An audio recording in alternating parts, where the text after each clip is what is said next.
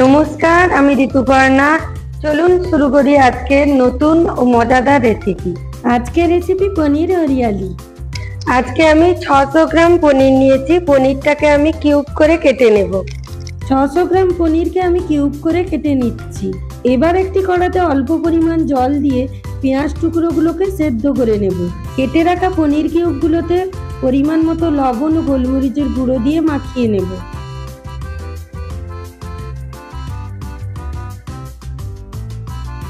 তার একটি ফ্রাইং প্যানে অল্প পরিমাণ সাদা তেল দিয়ে পনিরগুলোকে ভেজে নেব।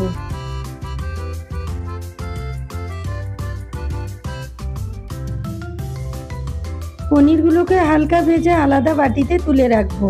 এবার একটি মিক্সিং জারে ধনে পাতা, পুদিনা পাতা, কাঁচা লঙ্কা, খোসা ছাড়ানো পেস্তা, সেদ্ধ করা পেঁয়াজ, টুকরো করে কেটে রাখা নারকেলের কুচি দিয়ে দেব। অল্প একটু জল দিয়ে পেস্ট করব। এবার ওর মধ্যে দিয়ে দিচ্ছি আদা ও রসুনের টুকরো। এবার সবগুলো আমি একসঙ্গে ভালো করে পেস্ট করে নেব। পনির ভাজা ফ্রাইং প্যানে আরো একটু সাদা তেল দিয়ে ওর মধ্যে আমি গোটা জিরে 1 টেবিল স্পুন ও 2টো শুকনো লঙ্কা ফোড়ন দেব। হালকা করে একটু নেড়ে নেব। এবার ওর মধ্যে আমি রেডি করা পেস্টটা দিয়ে দেব। মিডিয়াম ফ্লেমে ভালো করে নেড়ে নেব।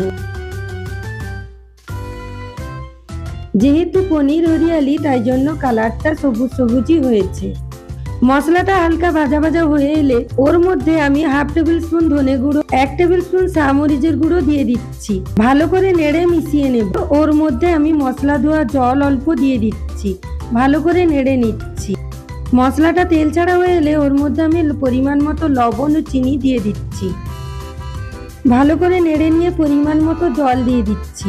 আমি এখানে উষ্ণ গরম জল দিচ্ছি, এতে টেস্ট ভালো হয়। পরিমাণ মতো জল দিয়ে ঢাকা দিয়ে দিচ্ছি। এই সময় গ্যাসের ফ্লেমটাকে মিডিয়ামে রাখবো। গ্রেভিটা ফুটে উঠলে ওর মধ্যে ভেজে রাখা পনিরগুলো দিয়ে দিচ্ছি।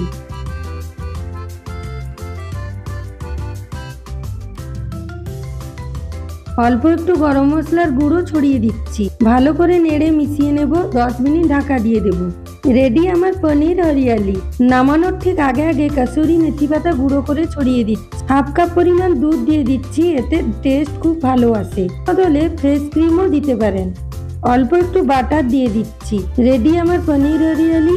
সার্ভিং প্লেটে ঢেলে সার্ভ করছি। নান বা পরোটার সাথে কিন্তু খুব ভালো যাবে। আজ এই পর্যন্তই। আবার হাজির হব নতুন কোনো রেসিপি নিয়ে। আমার চ্যানেলটিকে লাইক, শেয়ার ও সাবস্ক্রাইব করুন।